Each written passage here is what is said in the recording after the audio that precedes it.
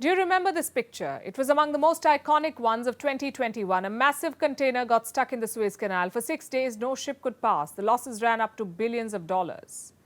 Back then, many experts called for an alternative, or at least a backup to the Suez Canal. Well, Russia and Iran believe they have found one. On Wednesday, both countries signed a railway agreement worth around $1.6 billion. The plan is to link two Iranian cities, Rasht on the Caspian Sea and Astara on the Azerbaijan border. The route will be 162 kilometers long. It is expected to be completed in 4 years. Both Iran and Russia are betting big on this project. Senior leaders from both countries oversaw the signing. Vladimir Putin and Ibrahim Raisi, the two presidents, joined in virtually. Here's what the Russian president said. The goods transfer via this corridor will have significant competitive advantages. For example, the goods delivery from St. Petersburg to, let's say, Mumbai will take about 10 days. In comparison, the delivery through traditional ways will take about 45 days.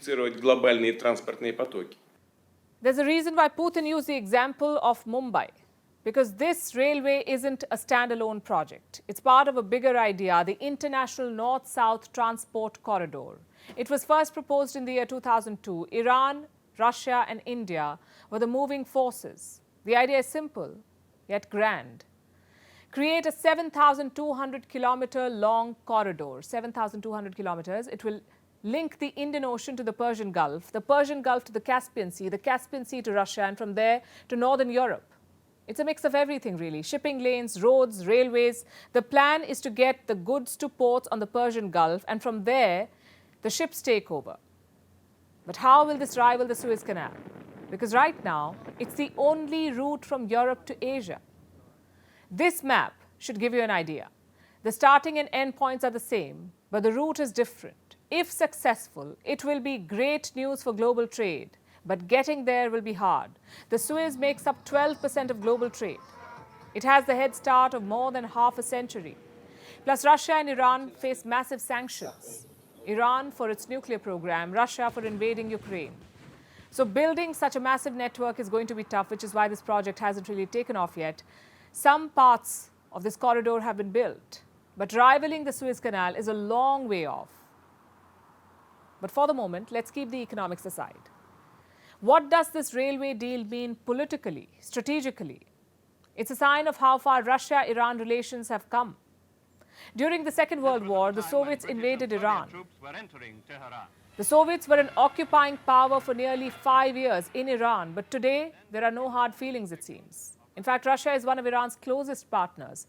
Moscow overtook China to become the largest investor in Iran. Around $2.7 billion was invested last year. Bilateral trade is almost $5 billion. That's 20% more than in 2021.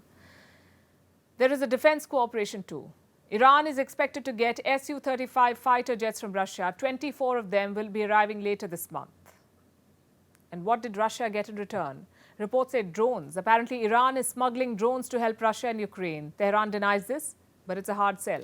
Putin has personally invested a lot in this relationship.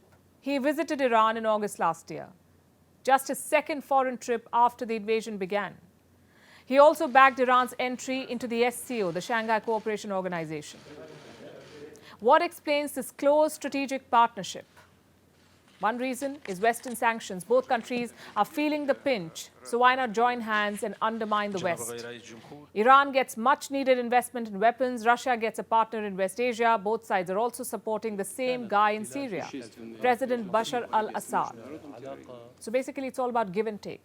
Iran needed new partners after the Abraham Accords. Russia needed new allies after the Ukraine invasion. The puzzle fit perfectly, and the partnership was formed.